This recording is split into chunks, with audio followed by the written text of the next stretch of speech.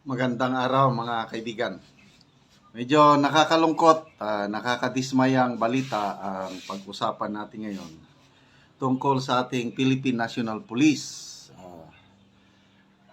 I still believe mas marami ang matitinong pulis. Kaya lang, nadadama yung matitino sa ginagawa nitong mga iskalawags.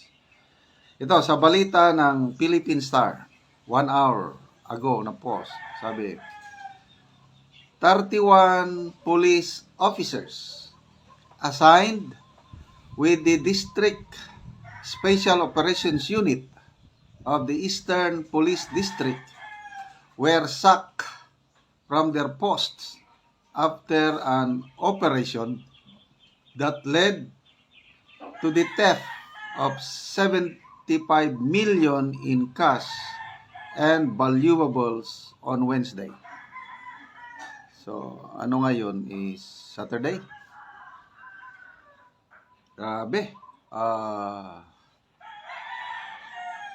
It's a legitimate operation. Kaya lang, police operation, ang resulta, nagnakaw sila ng 75 million. Okay. Basahin natin itong may article dito. Nakakapanghinayang. Ulitin ko. As a general rule, mas marami ang matitinong pulis. Yan ang aking paniniwala. So, sayang lang at may mga ganitong mga pulis na nai-involve sa kalukuhan. Ayan sa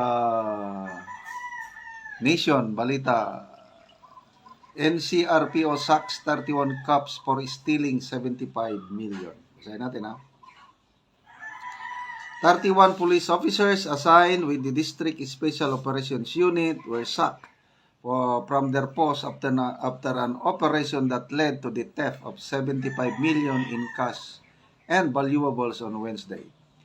8 of the officers, 4 staff sergeants, 2 corporals, and 2 patrolmen who directly took part in the operation were disarmed and placed under restrictive custody.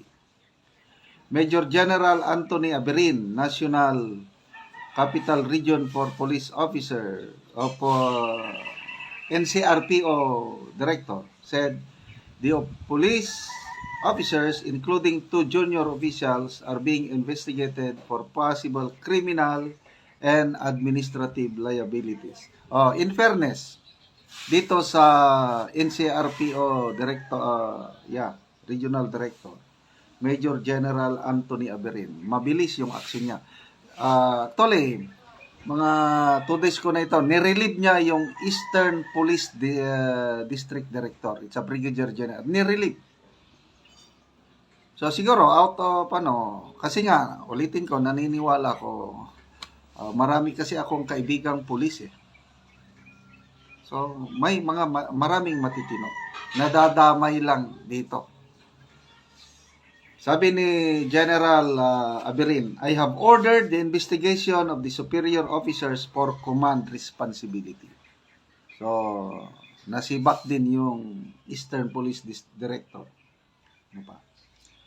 Initial investigations showed that the officers raided a house in Barangay Almanza, Dos in Las Piñas at 1:42 p.m. on Tuesday to serve a warrant of arrest on Chinese for violation of Republic Act 10591 or the Comprehensive Law on Firearms and Ammunition. But it turned out that the Chinese they arrested was not the same person covered by the warrant. Ay nako, pagkapalpak. Anong klaseng operation ito?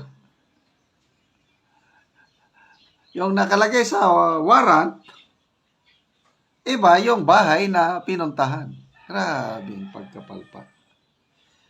The proof showed the raiders disabling the closed-circuit television cameras at the house. They then opened the vault and scooped up cash and other items. At talagang plinano. Gusto nilang kunin yung pera.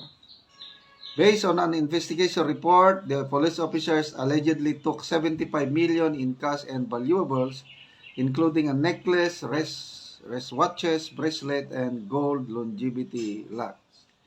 They also allegedly took $430,000 in cash. Ala, laki oh, 430,000.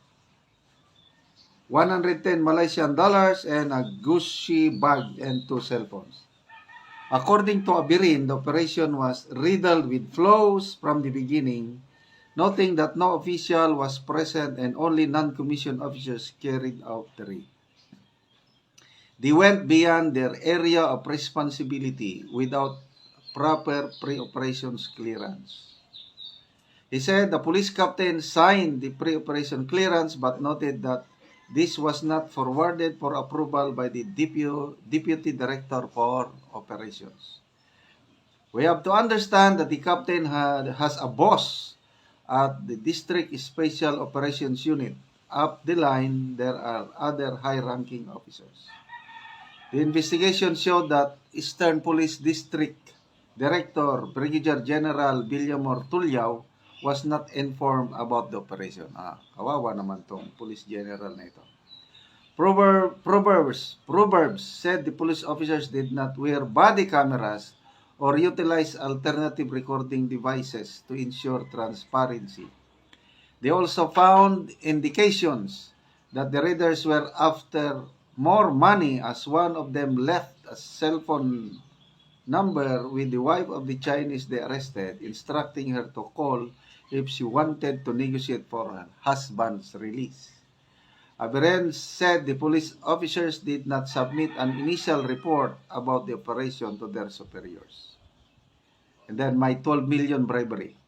The arrested Chinese was first brought to EPD but was taken to Las Piñas police on Thursday morning to supposedly undergo inquest proceedings for bribery.